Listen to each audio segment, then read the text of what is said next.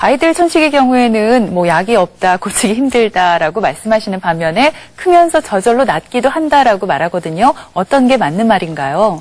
예, 일단 둘 다 맞는 이야기입니다. 근데 이제 소아천식의 경우 일반적으로 이제 15세 이하의 아이들이 천식이 오는 경우를 소아천식으로 분류를 하게 됩니다. 주로 이제 천명과 호흡곤란이 동반되는데 소아기의 천식은 대개 보면 5 내지 10% 정도가 나타나고 남아가 대개 이제 2배 정도, 여아에 비해 2배 정도 많습니다.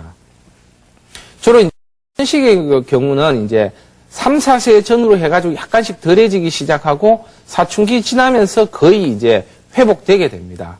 그런데 이 시기에도 입원을 자주 했다든가 성인 천식으로 이제 입원을 자주 한 경우라면은 성인 천식으로 이어지는 경우도 많이 있습니다.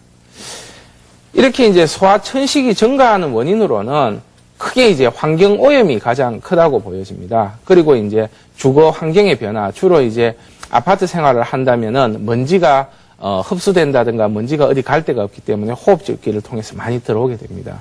그리고 이제 소아들의 체력이 굉장히 많이 떨어진 것도 하나의 원인이 됩니다. 그리고 공동생활의 증가, 이제 애들이 조금만 크게 되면은 어린이집부터 시작해 유치원, 학교를 다니게 되는 이런 공동생활이 증가하면서 소아천식이 증가하는 추세에 있습니다.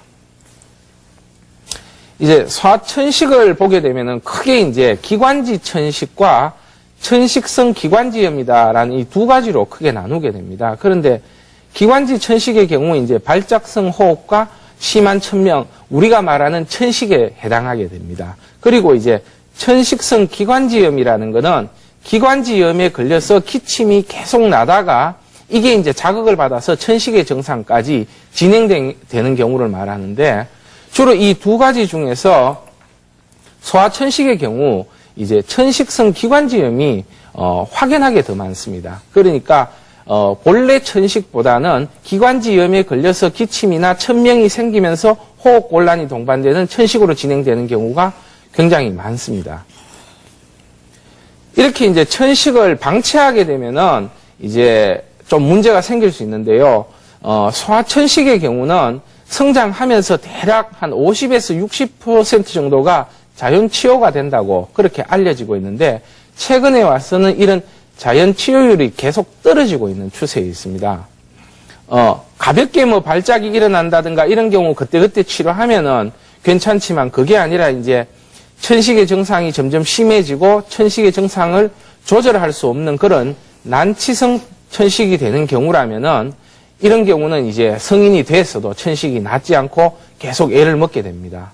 대략 이제 천식 환자의 10에서 15% 정도가 이렇게 된다고 알려지고 있습니다.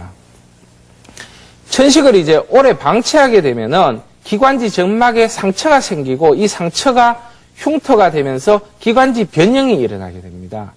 이렇게 기관지 변형이 일어나게 되면은 이 조직이 회복이 되지 않고 계속 천식을 일으키는 하나의 원인으로 작용하게 됩니다.